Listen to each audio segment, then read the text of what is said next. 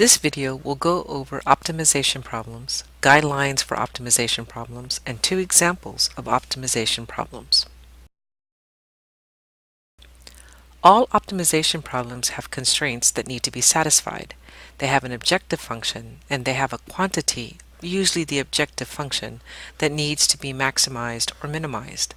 Also, all optimizing problems will have the question, what is the maximum or minimum value of an objective function subject to the given constraints?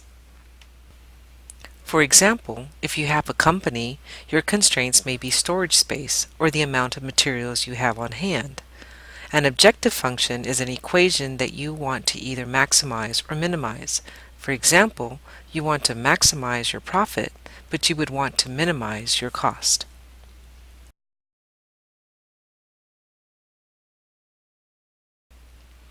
If you have not guessed it, optimization problems will be word problems.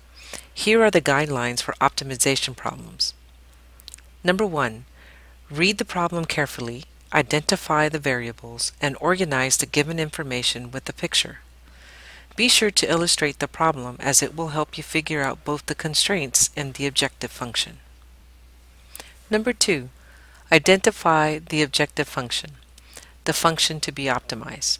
Write it in terms of the variables of the problem. Sometimes determining the objective function will drive the variables you will need for the problem and in your picture. Number 3. Identify the constraint or constraints.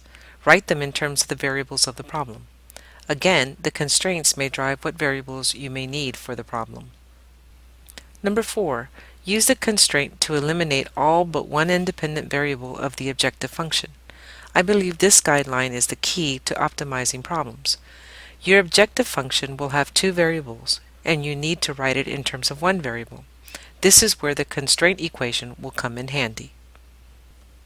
Number 5. With the objective function expressed in terms of a single variable, find the interval of interest for that variable. In other words, what are the possible values for the variable in the objective function? For example, if we are looking for distance, we are only looking for positive values for the variable. Finally, number 6. Use methods of calculus to find the absolute maximum or minimum value of the objective function on the interval of interest. If necessary, check the endpoints. This is where we will find critical points and absolute maximums or absolute minimums on closed intervals or of our interval of interest. Let's try our first example, the rancher's dilemma. A rancher has 400 feet of fencing for constructing a rectangular corral. One side of the corral will be formed by the barn and requires no fencing. 3 exterior fences and 2 interior fences partition the corral into 3 rectangular regions. What dimensions of the corral maximize the enclosed area? What is the area of that corral? When doing word problems, I actually read the problem at least 3 times. Once to see what it's about, a second time to determine variables in equation, and a last time to make sure I answered all the questions. Following the first guideline above, let's read this problem again to get our variables and equations, especially since we are already given a picture. A rancher has 12 feet of fence to make the rectangular corral with interior walls. The 3 exterior walls are X on the left, X on the right, and Y at the bottom, the side parallel to the barn. And the 2 interior fences are both X in length. So let's let X equal the length of the side and the interior fence, and let Y equal the length of the long side parallel to the barn. This allows us to state our constraint in the equation of 4x plus y is equal to 400. This accounts for all of the fencing. We are then asked what dimensions of the corral maximize the enclosed area. Since we want to maximize area of the entire corral, we have our objective function of area of a rectangle. A is equal to x times y. Notice that our objective function is a function of both x and y. We need to rewrite this equation in terms of only one variable. Notice that we are now on guideline number 4. The one I mentioned would be key in solving the optimization problems. We need to use our constraint equation, 4x plus y is equal to 400, and solve for one of the variables.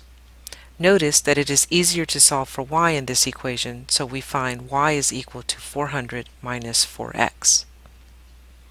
Our objective function can now be written in terms of one variable. A is equal to x times the quantity 400 minus 4x. Now let's look at the interval of interest for the variable x. The smallest value we can have for x is 0, and we know that the area a of 0 is equal to 0. The largest value of x would be 100, since I need 4 fences of length x, and I only have 400 feet of fencing. We can also see this in our equation and see that a of 100 is equal to 0. Now we are ready to use calculus to maximize our area equation. A is equal to 400x minus 4x squared by finding the critical points at x is equal to 50.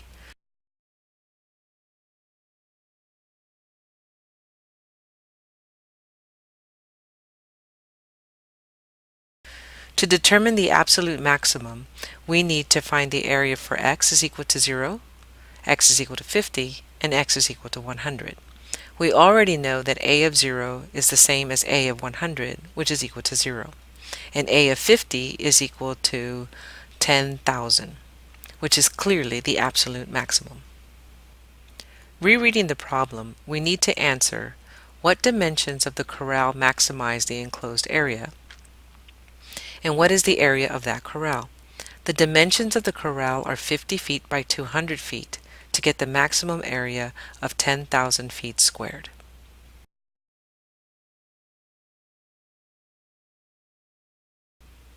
Example number 2, airline regulations.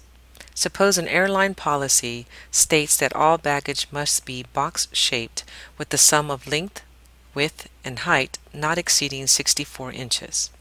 What are the dimensions and the volume of the square-based box with the greatest volume under these conditions? Rereading the problem carefully to find variables and equations, we see that the box has a squared base and that the sum of the length, width, and height cannot exceed 64 inches. Let's let W equal the dimension of one side of the square base and H equal the height of the box. And we have our constraint of W plus H, or 2W plus H must equal to 64.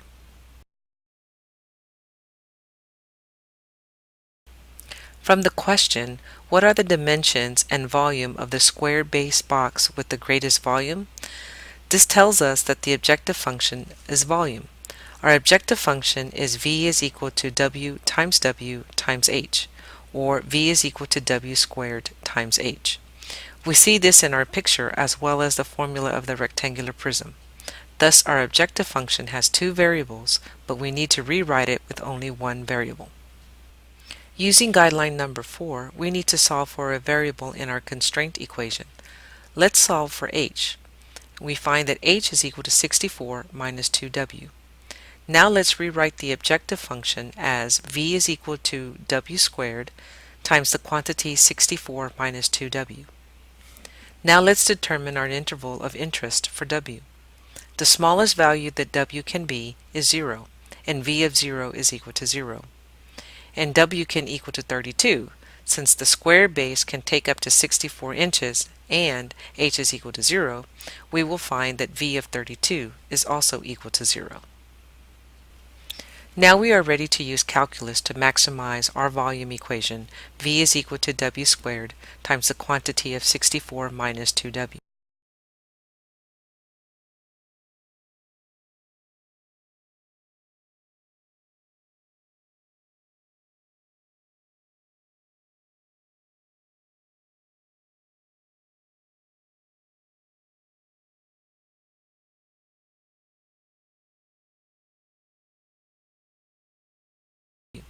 By finding the critical point at w is equal to 64 over 3.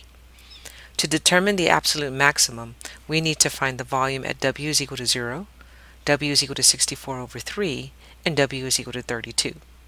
We already know that v of 0 is equal to v of 32, which is equal to 0. And we can find that v of 64 over 3 is about 9,709 cubic inches, which is clearly, again, the absolute maximum.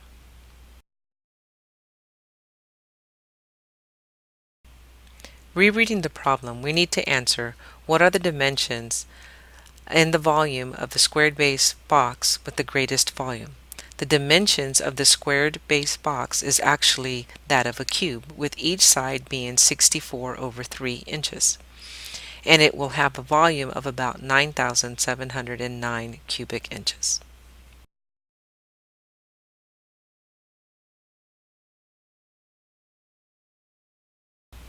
This concludes this video.